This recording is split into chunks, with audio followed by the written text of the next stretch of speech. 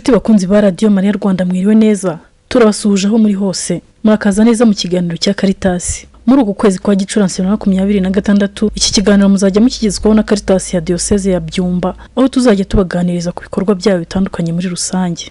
Uyu munsi turibanda ku ruhare rwa Caritas ya Diocese ya Byumba mu gufasha abantu bafite ubumuga hamwe n'imiryango yabo kugira ngo bagire ubuzima bwiza n'icyizere cy'ejo hazaza. Mu byo bafashwamo harimo kuvuzwa, uburezi budaheza, gufashwa gukira ibikomere n'ihungabana ndetse no kongera kwibona neza mu muryango mugari. Ibikorwa byo gufasha abantu bafite ubumuga bikorerwa mu maparuwasi atandukanye ya Diocese Gatolika ya Byumba, aho bagiye bafite amasantre bafashirizwamo. Ese koko bikorwa bite? Dukurikira umuyobozi wa Caritas ya Diocese ya Byumba atangira tubwira uko bikorwa.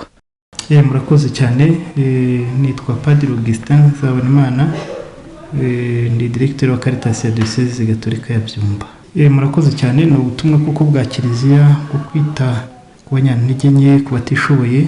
Rero mbubo dufasha dukorana nabo banyantege nke, abibanze na bafite ubumuga, ari abana, ari urubyiruko ndetse n'abakuru, abasaza n'abakecuru, ariko twibanda cyane cyane ku byo bakeneye by'ingenzi byihutirwa.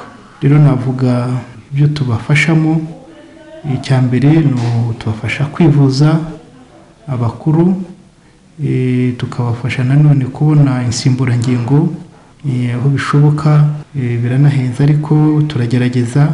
Noneho abana bo tukabafasha mu mirire, hari abo usanga bafite ibibazo by'imirire, abenshi tukanabafasha mu bugororangingo, kugorora ingingo, kinesiotherapie na physiotherapie, tukabafasha no kwiga education inclusive, tubarihira za minerivare, tubafasha no kwigana n'abandi mu buryo butandukanye, ariko nanone tukabavuza mu bigo bidufasha kuvuza abo bana ndetse n'abantu bakuru.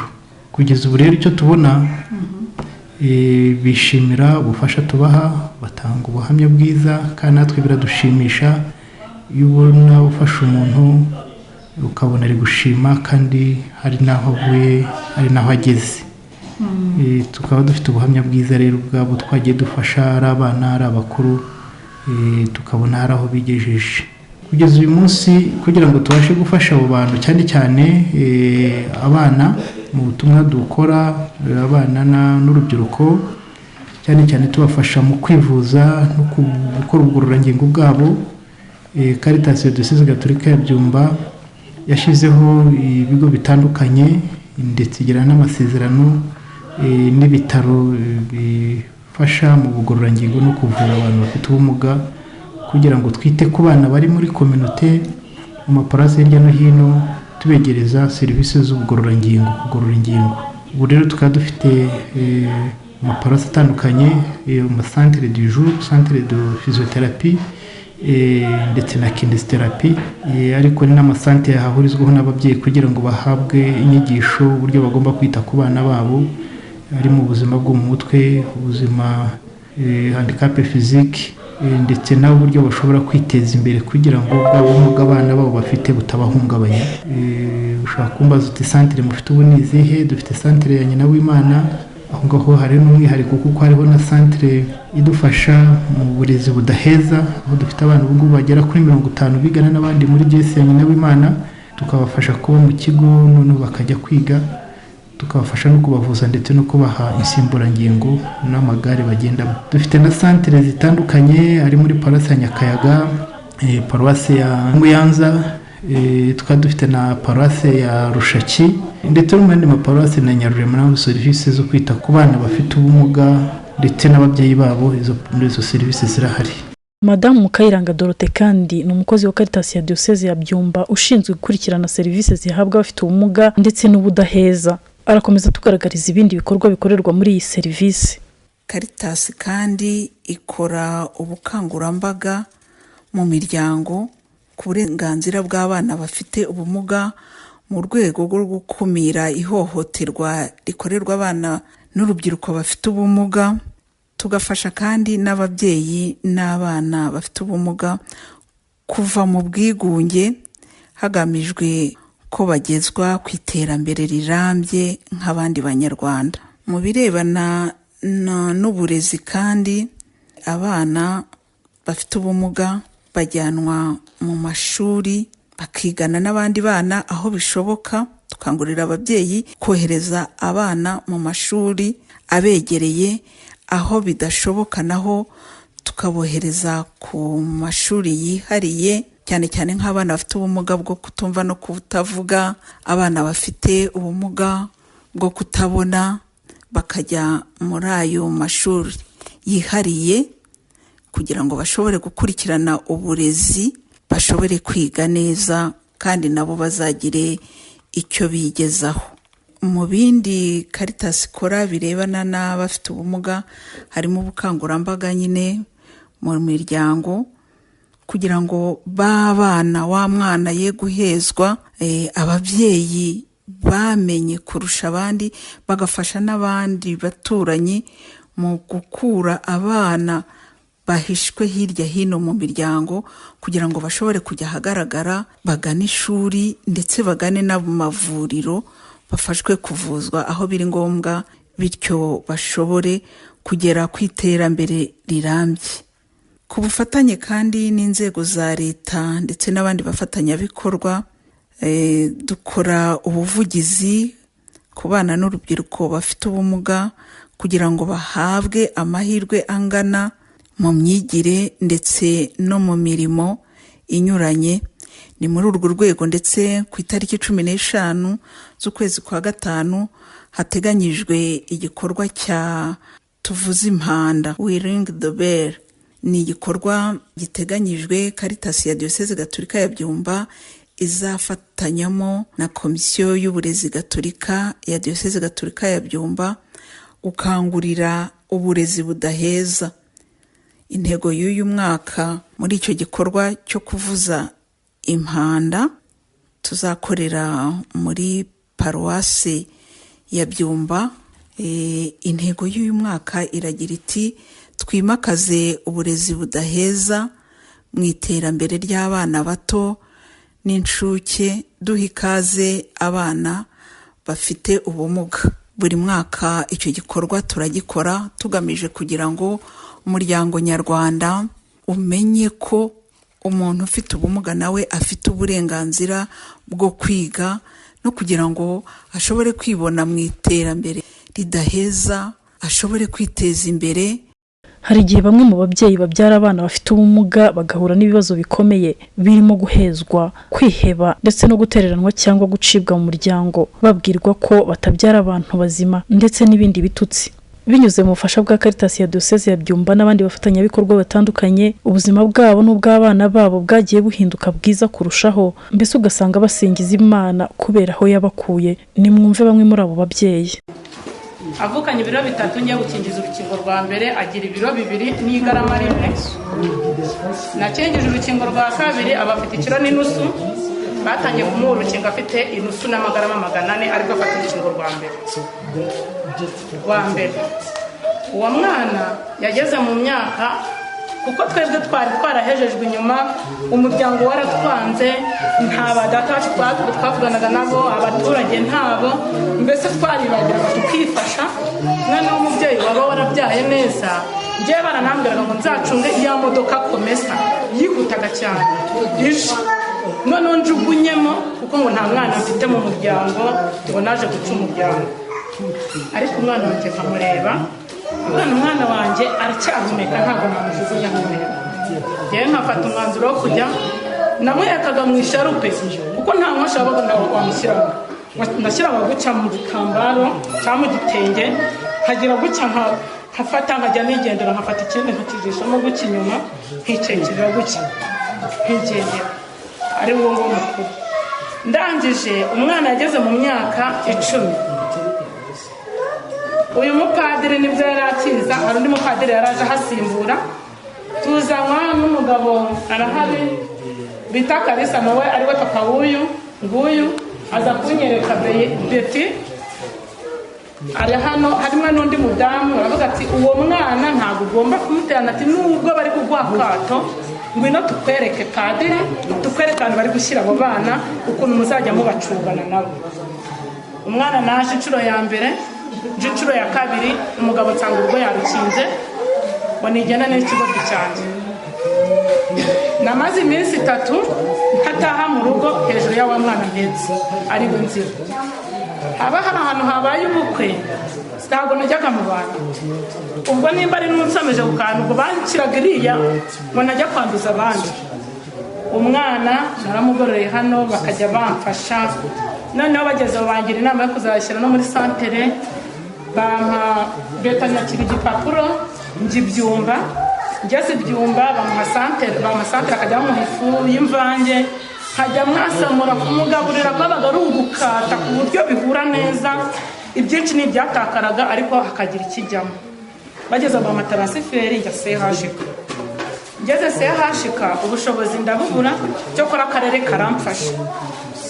Umwana yageze mu myaka 12 ariko atangiye kugenda busereba, kuba none hatangiye kugera icyo gihe 12 yarapimaga ibiro 5,400, nibwo yaratangiye kugira ibiro, none nimutangira guheka umwana nkajisha, nanjye kumva ko mbetse umwana ajya kwa muganga, umubyeyi uhengera 1,000 kugira ngo mbone icyo ndya.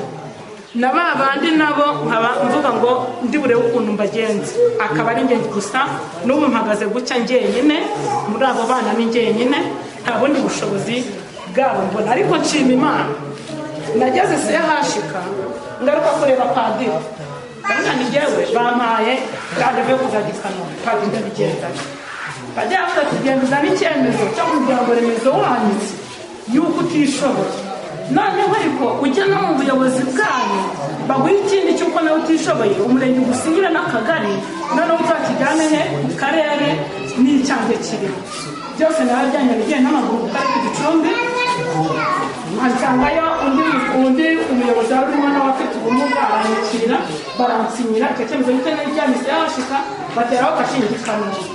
Uwo mwana bamushyira buzima, twebwe y'umubyeyi hano nta murwaza uhari, abana banyu turabarwaza tukareba ko tubagira tugatuma wibuka kimera, batwakira za telefone bagenda ku marambe. Umwana yamazemo amezi 5 i Kanombe mu Byuba, umwana mwibagiwe nashaka n'umuganga mpamagara mbaza amakuru y'umwana wanjye nkamubura, ariko ku bw'amahirwe baramagana ngo nze nzane umwana. Naragiye nsanga ibi byari byarakomanije gutya, ariko biriya birenge byo byaragumye n'ubundi biratambika, ariko hano barahagoroye ururimi bararukamura, umva avuga papa, ukamubaza rwose hari icyo abasha kuvuga. Ngeze aho barambwira ati mujyane no mu kigo cy'amashuri, kuko yabonaga abana gutya agahita avuga ijwi rye ryari nk'igisimba, yavugaga bukoko nta jwi ryo mu nzu yari afite. Noneho yabona nk'uyu ugakumva ko nyine bicitse, yabona imodoka nabwo akaba ari ikibazo, nagombaga gutwikira. Ariko ubu ngubu ndashima Imana, ubu uramufata gutya akagenda ku ishuri, uretse ubushobozi nabuze bwo kumukomeza ngo akomeze kwiga, ariko aragenda agakina n'abandi bana, abana baribo, azi kwijyana muri tuwarete, azi gufata amazi gutya ati karaba mu maso akahakaraba, azi kuba wafata gutya ati genda uzanira akabuni k'amazi. Ubu afite imyaka 18 ari kuvomesha akabuni ka kenzi k'amazi, ubu ari kukavomesha agaterura akakikorera akakazana. Ubwo uwo nguwo ni uwa mbere.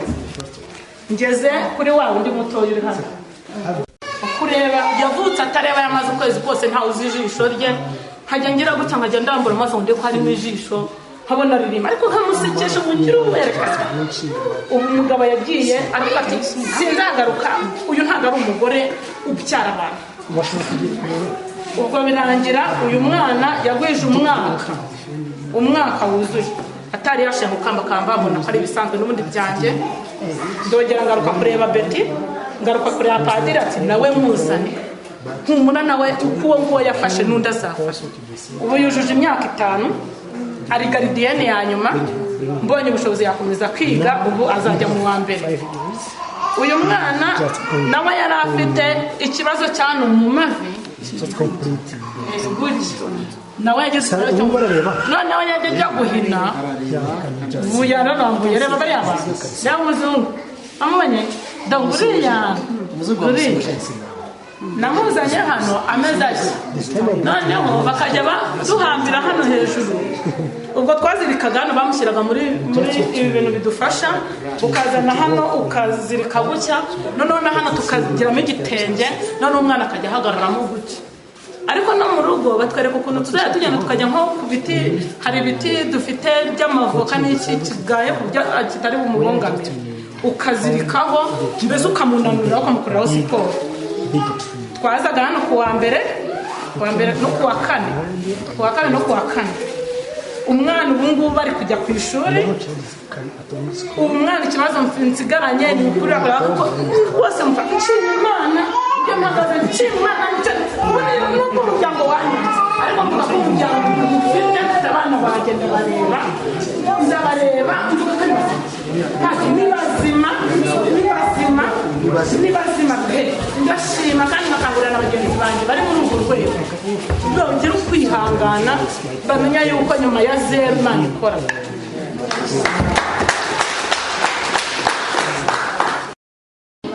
Mu rwego rwo kubafasha kurushaho Caritas ya Diyoseze ya Byumba yabahurije mu matsinda abafasha kungurana ibitekerezo gufashanya no kongera icyizere cy'ubuzima niho bizigamira bikabafasha kubona iby'ingenzi umuntu akenera. Twumve Muzehe Kalisa. Itsinda twagiyemo cyo kugira ngo twunganire abana ziradufasha rituma tubona mbese inkunga yo kugira ngo tujye tubabonera agasabune babashe gukaraba gutya kuko ayo mafaranga tugenda duterateranya dushobora no gukuramo mituweli z'abana urumva ko ni ikintu cyiza cyane tuba dufite bityo rero abana bacu ntibaheranwe nk'uko nyine abari mu giturage batari bashyikira ko tuza kwifatanya muri iri tsinda bo bumva ko tuba tugenda ntacyo bivuze ariko twebwe turashima Imana mwebwe mwadushyize hamwe kugira ngo tuze duhurire hamwe turebane buri muntu amenye ngo umwana wanjye ameze gutya uri ameze kuriya ngasanga hari undi afite ubumuga burenze ubw'iwanjye ibyo rero biradushimisha iryo tsinda rigenda riduhuza ni nayo mpamvu twagiye dufata n'abandi bakaza baza badukurikiye ni ikintu cyiza cyane nk'uyu mwana wanjye mu myaka 16 urabona ntabwo arashobora kugenda neza cyane ahantu hamanuka kubera ubwoba baba bafite ariko ndashima Imana ko iri tsinda ryatugiriye neza rikaduhuza tukavuga ngo hari abandi bana bari inyuma barutu abacu uko bameze ubwo rero nabo rero bakagenda baza bakagenda uko bagenda bagororoka bagorora abana ni ikintu cyiza cyane twashimye kandi namwe turabashimira dushimira paruwasi abapadiri baza badufasha abakozi ba Caritas Diyoseze baza badufasha bakabatugezaho turabashimira cyane kubera ko kugira ngo babaze ni ukubera ntacyo twari kwimarira ariko rero nk'uko twabaye mu giturage twatwiza hano ni byiza turabashimira mwarakoze kandi Imana yarakoze kuba ikitubeshejeho. Si ababyeyi gusa babona impinduka bagejejweho na Caritas ya Diyoseze ya Byumba. Iradukunda Clement niwe mwana avukanye ubumuga bwo kutabona mu muryango avukamo ariko wiga muri Kaminuza y'u Rwanda ishami rya Nyagatare. Mu buhamya atanga agaruka ku bufasha yahawe na Caritas ya Diyoseze ya Byumba bwo kuvuzwa no kwiga bityo ubu akaba ari umusore ufite ejo hazaza heza.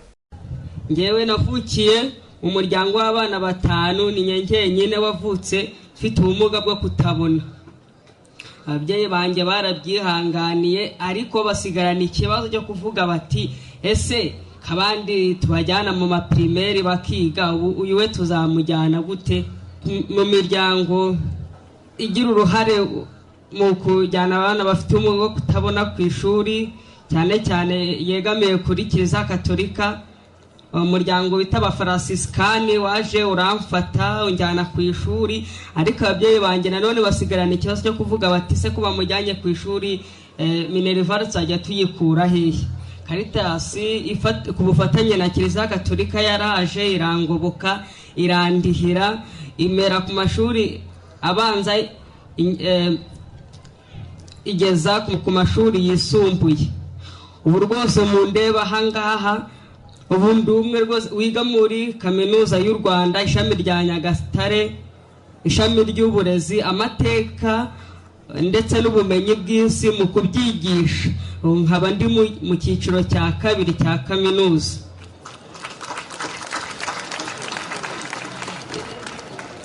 Mpagaze hano nshimira Caritas ku bufatanye na Kiliziya Gatolika kuba baraje bakangoboka bakandihira nkaba ubu niga muri kaminuza.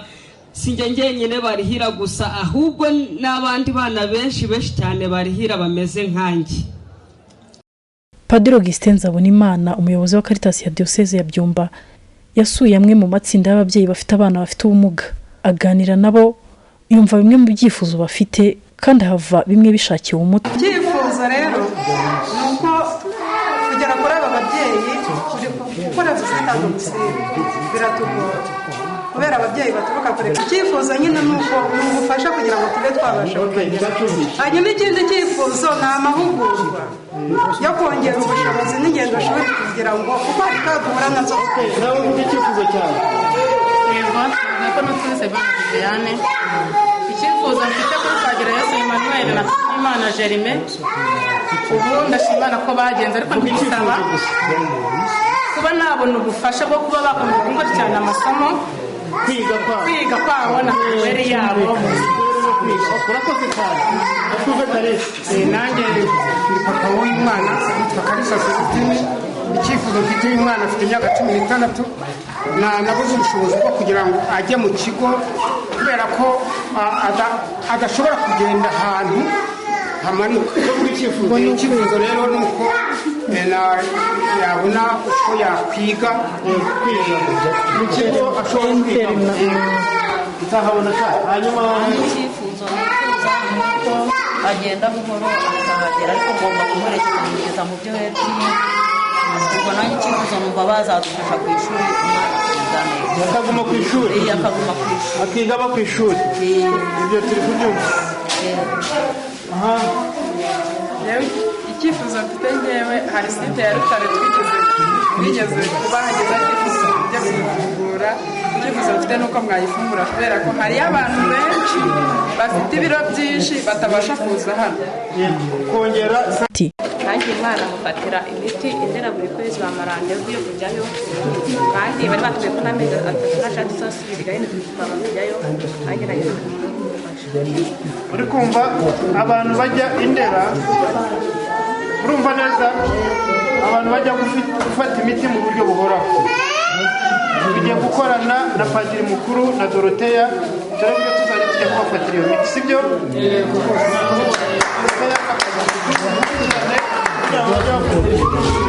nanjye kuwa mbere nimuza kuvuza abana tuzakora urutonde n'abuvuzi, sibyo? nanjye nitwaga Viviane. Nanjye icyifuzo cyanjye nuko nabona ubufasha bwo kugira ngo mbe namujyana kwa muganga cyangwa kwiga arimo. Icyo ngicyo uzavuga na Padiri Mukuru, sibyo? Abandi mu wovuga hanyuma tujye umusaza kusoza. nanjye ni ku kibazo cy'uyu mwana, ntabwo yicara, ntabwo akira. Nanjye nagira ngo urebe uburyo mwazafasha kugira ngo ntabwo ajya kwa muganga. nakiga nk'imirire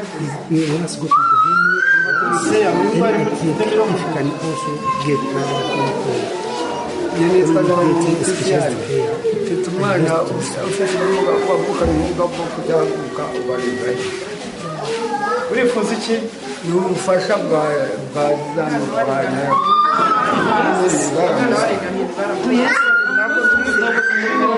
ubu ngubu ari muri CP. Uwo mwana tumwishyurira ibyo bamutanzeho byose. Namubwiye Dorothea. Umwana we turiha fagitire y'ibyo bamutanzeho byose. nyina nawe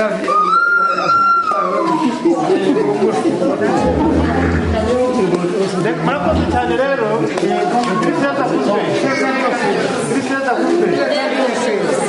Gusa nimwishimye. Turishimye cyane. Caritas ya Diocese ya Byumba ikomeje gutanga serivisi zitandukanye zigamije guteza imbere ubuzima ndetse n'imibereho myiza y'abafite ubumuga. Mu gukomeza gushimangiriza gahunda, ubuyobozi bwa Caritas ya Byumba bufite ingamba zo gufasha aba bantu kugera ku iterambere rirambye, bagerageza gufashwa kuva mu mbogamizi bahura nazo zirimo ubukene, imirire mibi n'ibindi. Murakoze. Natwe ibyo bibazo twarabibonye kandi twagiye tuganira nabo, turabasura iwabo muri communauté. Ikibazo cy'imirire ku bana bafite ubumuga, imirire mibi, bafite malnutrition yo ku rwego rwo hejuru. Rero ubu ngubu twatangiye gushaka igisubizo, kuko iyo baje muri physiotherapie na kiné turabakira, tubateganyiriza ibiryo, indyo yuzuye, harimo n'igikoma ndetse n'amagi n'imbuto. Mu gihe bari muri ya myitozo bararya, kandi tugaha n'ababyeyi babo ifu bashobora kujya gutekeramo abana igikoma igihe batashye, kuko imirire mibi ishobora gutuma nabo ubumuga bubazahaza. Ibyo twatangiye gushaka ubushobozi bwo kubikemura. Hanyuma ubukene, imiryango ifite abana bafite ubumuga ifite ubukene, ifite umwihariko w'ubukene. Tugerageza gufatanya n'izindi nzego aho dukorera, ari inzego za leta, uturere n'abandi bafatanyabikorwa, kugira ngo dufashe umuryango ufite umwana ufite ubumuga cyangwa se umwe mu muryango ufite ubumuga, kuko usanga bafata umwanya munini wo kwita kuri wa muntu, igihe cyo gukora kikaba gitoya. By'umwihariko iyo bagiye kuvuza nk'umwana, ukabona umubyeyi umwe akajyana umwana kwa muganga, hari igihe amara igihe kirekire mu bitaro ari kuvuzwa, birumvikana ko umuryango ushobora guhura n'ikibazo cy'ubukene kandi biraba cyane. Rero hari ibyo twagiye tubafashamo twe nka Caritas, kuko aho dukorera kuri izo centre dufite amaparuwase atandukanye, twagiye duhuriza ababyeyi mu matsinda, tukabaha amatungo kugira ngo babashe kwiteza imbere, ariko tukanabigisha n'uburyo bwo kwiteza imbere, gukora udushinga duto dushobora kubateza imbere. Ababyeyi tubatoza no kwiga uturimo duto tw'amaboko tw'ubukorikori, kugira ngo mu gihe nabo bajyanye umwana kwa muganga babashe gukora utwo turimo tw'ubukorikori dushobora kumufasha, ntabe yo gusa arwaje umwana gusa. Nibyo tugenda tubibakangurira, tukabereka n'uburyo bwo gukora imishinga ibyara inyungu yabafasha mu muryango. Ibyo rero birakorwa, ariko hakenewe imbaraga nyinshi, hakenewe ubufatanye, kuko kugeza ubu dufite abana benshi n'imiryango myinshi ikeneye ubufasha, kandi aho baza bagana hambere ni muri Caritas, kubera ko Caritas imaze igihe kirekire muri izo serivisi, ko imazemo igihe. Hambwiye imbogamizi, ubu abafatanyabikorwa baterankunga muri urwo rwego babaye bakeya, ntabo ni nk'aho ari ntabo tugereranyije n'uko byari bimeze mu gihe cyatambutse. Abaturage rero bazi ko Caritas ubwo butumwa ari ubwayo, baracyagana Caritas. Ugasanga mu bushobozi buke dufite, mu bushobozi abakristo bagenda bakusanya, n'abakristo bafite umutima mwiza, ukajya ukabona umukristo atanze inkunga yo gufasha abo bantu, nuko tugenda dukora. Rero turagerageza uko dushoboye mu butumwa bwa Kiliziya, kugira ngo Yezu Kristo akomeze umurimo we wo gukiza abantu no kwita ku banyantege nke. Iterambere rirambye ryabo, icya mbere dukora, twagiye muri education, mu burezi, kurera abana, cyane cyane abana turihira minerivare, turabavuza tukabarihira minerivare. Muri abo ngabo rero tuba twizeye ko bazatera imbere, kuko hari abatanga ubuhamya, hari n'abo dukoresha twahaye akazi, twavuje tukanigisha, bakiga neza, bakaza bagakora ibizamini n'abandi bagatsinda bagahabwa akazi. Turabafite nko muri Centre Zere, umukontabure waho n'umwana wabaye muri iyo centre, wakurikiranywe n'iyo centre, ubu ngubu bafite lisansi. Dufite n'abandi twagiye dukurikirana muri communauté barangije kaminuza i Butare, batanga ubuhamya bwiza uko bagiye bafashwa na Caritas, ubu ngubu bakaba babasha kwiteza imbere. Hari n'abandi baba bafite imishinga y'ubucuruzi y'iki, abo ngabo tugenda tubafasha bitewe n'uko tubona aho bagana n'ubushobozi bafite n'ubumuga bafite, ku buryo butababangamira. N'imiryango yabo rero nabivuze, tugenda tuyihugura, tukayiha amatungo, kugira ngo turebe iterambere rirambye niba ryabageraho, kandi hari imiryango kuko iteye imbere ku buryo bugaragara. Ibyo rero nibyo tugenda dukora kugira ngo nabo babashe kugera ku iterambere rirambye. Ikindi nta kwibagirwa, turi kugenda nanone twibutsa abafatanyabikorwa bacu ko twafatanyije kuva kera, ko twakongera tugashyira imbaraga muri ubu butumwa bwo kwita ku banyantege nke, ariko cyane cyane by'umwihariko abantu bafite ubumuga, kuko ubona ko muri kiliziya nta bafatanyabikorwa dufitemo benshi kandi abantu bafite ubumuga bari kugenda biyongera, genda havuka abana bafite ubumuga butandukanye ndetse bitewe n'amateka y'igihugu cyacu harimo jenoside yakorewe abatutsi ndetse n'intambara.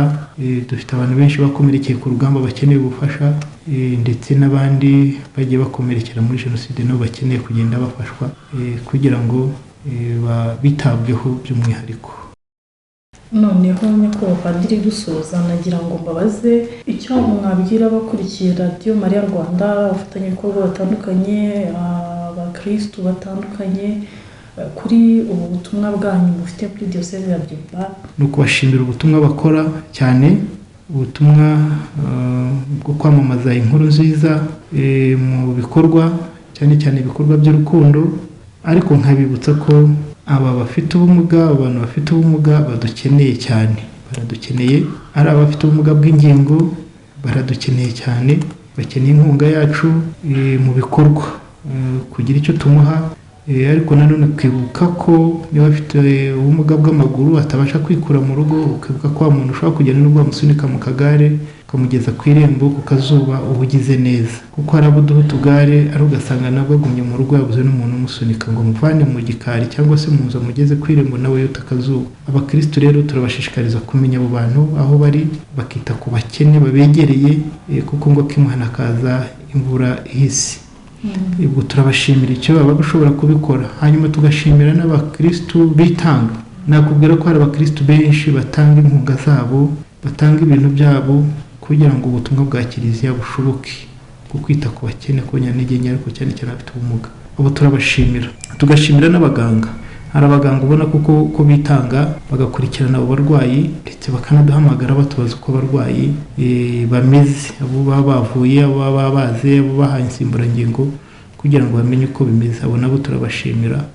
Tugashimira n'abafatanyabikorwa rero ari abo mu Rwanda n'abahandi, ariko cyane cyane abari mu Rwanda dufatanya muri ubwo butumwa bwo kwita ku barwayi bafite ubumuga bw'ingingo ndetse n'ubumuga bwo mu mutwe.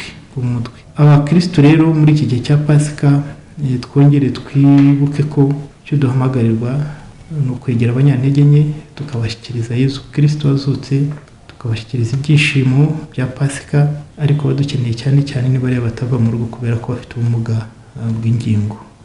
Murakoze.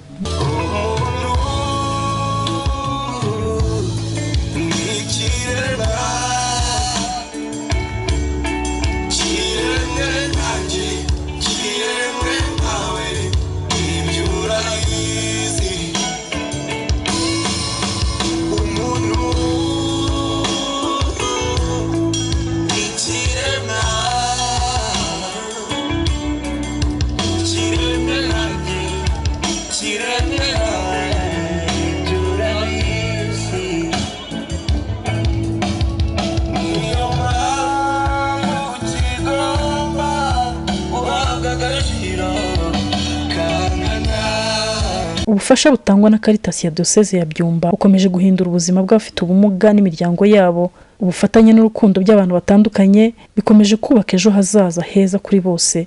Muri rusange mu mwaka wa 2025 Caritas ya Diyoseze ya Byumba yafashije abakene basaga 227,229, muri bo abafite ubumuga basaga 644. Mwakoze cyane kudukurikira, naho ubutaha. Nitwa Musabyimana Joseline.